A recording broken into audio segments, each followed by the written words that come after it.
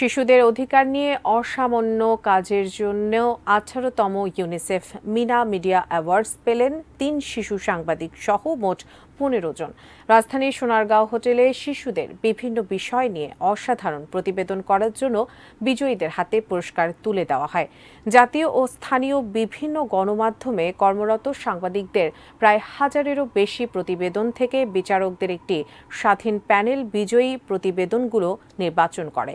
অনুষ্ঠানে ইউনিসেফ জানায়, পুরস্কার বিজয়ীরা যে গল্প তুলে ধরেছেন তাতে শিশু ও তাদের জীবনের ওপর বিভিন্ন জরুরি বিষয় উঠে এসেছে, যার মধ্যে আছে জলবায়ু পরিবর্তনের প্রভাবে ক্ষতিগ্রস্ত শিশুদের জীবন, ঋতুস্রাবকালীন পরিষ্কার পরিচ্ছন্নতা মেনে চলার ক্ষেত্রে কন্যা শিশুদের চ্যালেঞ্জ ও পথ শিশুদের অবস্থা এবং প্রান্তিক জনগোষ্ঠীর শিশুদের গল্প।